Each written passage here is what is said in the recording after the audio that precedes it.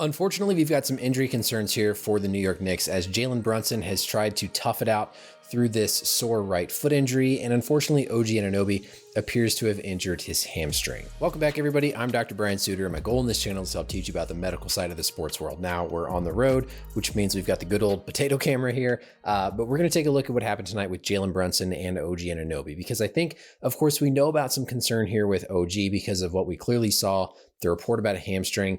But I'm still a little bit concerned about what we might expect in these coming games from Jalen Brunson, because I think just based on the sequence of what we saw, how hampered he was, I think this is something that could be a potential issue going forward in the rest of the series. So let's start off with OG and then we'll come back around to Brunson. This was the play where OG injured his left hamstring. And I think there's a couple different steps because there's two different general types of hamstring injuries that we'll see. There's the sprinting type where you extend out that left leg and you get sort of this activation with an eccentrically loaded hamstring.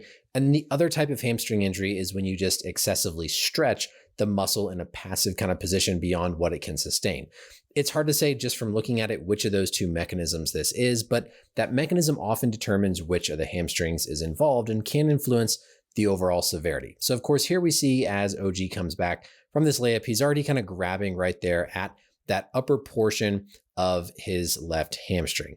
If we're talking more about an overstretch type of mechanism, then this moment right here where his right leg gets extended out, his trunk is going to be tilted forward. That hip is up in flexion, which is going to put excess stress on that backside of the thigh, put stress on that hamstring, potentially overstretching the hamstring and leading to a strain with more of that overstretch mechanism. Typically, these result in semimembranosus tears as opposed to biceps femoris and can often be, I think, a little bit longer of a recovery time. If we're talking more about an overstretch position, that's usually an injury to the biceps femoris and probably occurred really on that first initial step. So with a hamstring injury like this, some of this is unexpected, right? OG gets this pass. He isn't perfectly timed up with his stride. And so probably right there, as he extends that left leg out would be the moment that I would suspect there could have been an overstretch just from the running, that eccentric load on the hamstring. And we even see him kind of hobble up a little bit right there. He kind of stumbles forward awkwardly. So my suspicion would be between the two is that this was more of the running sprint type. So here he's in this position, his leg is out in front of him.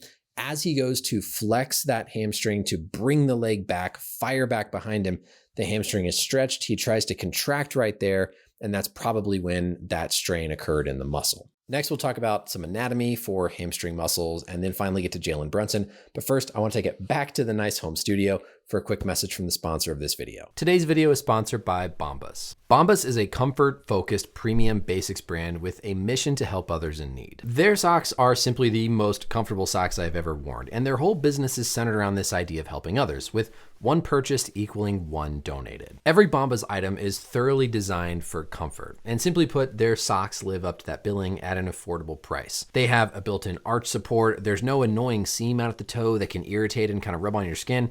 And I, in particular, as somebody who plays a lot of golf, love this nice little blister guard on the back of the socks to help prevent those shoes from rubbing and causing you some annoying blisters. As a viewer of this channel, Bombas is going to hook you up today. If you visit bombas.com/BrianS or go to the link in the description and use code BrianS at checkout, you're going to get 20% off your purchase. Whatever you purchase has a 100% happiness guarantee. And remember, one purchased equals one donated. So you know that by you purchasing some items, you're also going to help donate items in need to somebody else. And if you're looking for more than socks, Bombas also features fantastic underwear and some really great t-shirts. Again, code BrianS. Click the link down in the description for 20% off your first purchase today. Thank you again to Bombas for sponsoring today's video, and let's get back to our learning. So now if we look at our biodigital anatomy tool, I've shown the backside of, in this case, just a right thigh, because we're going to use it to explain what could be going on with Brunson here. But there's three main muscle groups of the hamstring. There's the semitendinosus on the inside, the semimembranosus. Again, that semimembranosus is the one usually involved with an overstretch. And on the outside is going to be the biceps femoris. And within the biceps femoris, there's a long head and there's also a short head. So kind of four distinct hamstring muscles, but really just think of them as three. When it's a muscle strain, typically those occur in this biceps femoris. And so the kind of outer part where OG was grabbing, I think everything fits up more with that sprint type of hamstring injury likely to that biceps femoris based on him grabbing on the outside, which would be a more classic type of hamstring injury. Of course, these injuries can also involve the tendon up near the ischial tuberosity where that hamstring originates, and in rare cases can involve the hamstring tendons down lower where they cross the knee to insert down on the tibia, or in the case of the biceps femoris, on the head of the fibula. Recovery time here for OG, I think the fact that we just saw him hobble up as quickly as he did, I would expect him to miss a game, potentially a few games here. It would be unusual. Of course, they've called it just a hamstring pain, but there's probably some strain there. He grabbed at it right away. Often is the case, you're going to expect probably a couple games absence, potentially longer depending on severity and how much tear there is in that muscle. All right, so now let's get to Jalen Brunson. And of course, the reports were right foot soreness. And of course, we all know by now that soreness is not an injury. Soreness is just a symptom of some other type of injury. So I think this was the moment where Brunson seemed to signal to be subbed out of the game, not earlier when he got hit below the belt. And so if we really kind of try to scrutinize through this whole sequence, we can try and see maybe some mechanisms, sometimes it could have caused some sort of injury to that right foot. I will say reassuringly, I don't see any sort of pop. I don't see any sort of pull or tear in the back of the calf musculature. I don't see a clear twist or roll of the ankle. And at the point of these steps, it seems like Brunson isn't really hobbled yet. In this case, he goes, he loads, he pushes off on that right foot to kind of get around Turner here to get that rebound.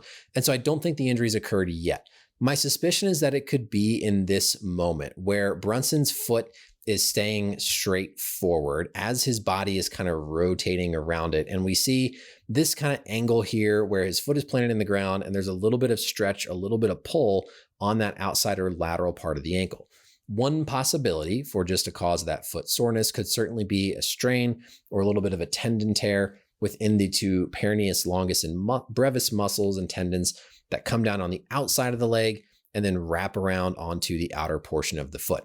We have to presume by now that the Knicks would have done x-rays already at halftime. And so the chance of something being fractured, very, very slim, unless it's just a very subtle fracture they couldn't see on the x-ray. But I don't think Brunson would have been able to return with a fracture, but he would have been able to return potentially with just a lower grade tendon strain or potentially a lower grade ligament sprain. Liz Frank midfoot injuries are always something that we think of in these cases. I don't see any clear moment where he pushes off and substantially reacts like a Liz Frank, but I tell you, if you hear about a midfoot sprain or a foot sprain, I would be concerned about something like a Liz Frank, because a sprain is going to be more an injury to the ligaments that go between the bones as opposed to a tendon. I think it's probably really a crapshoot between the two in terms of which would be better. In these cases, you really hope that it's just a muscle that maybe got strained in the foot, and that's all he's dealing with. If it's just a muscle, I expect maybe a little bit of soreness these next couple of days. If it's a tendon, if it's a ligament that got pulled, probably a little bit more difficulty trying to fight this on and off as we continue to progress through the playoffs. If we go look at our biodigital anatomy tool here for the foot, you will see there are a ton of different muscles, tendons, ligaments that all run through the foot, particularly on the underside of the foot. There's like 4 different layers of all these different intrinsic foot muscles that can easily become strained. And so most likely we're dealing with something that's probably fairly benign, but something that could be a lingering type of problem. And that's what concerns me more, is that there's a lingering type of issue here for Brunson that could come up in subsequent games. So while I don't expect anything like surgery, playoff ending, anytime we've seen somebody hobbled like he is, I expect it to linger a bit through the rest of this series with the Pacers. Hopefully we get some more information in terms of what specifically it is, but I think hopefully one of these little foot intrinsic muscles that we see, nothing stood out as big, bad, and obvious, but I do think this is something that might just linger and bother with a little bit of pain, but hopefully allow Brunson to keep playing.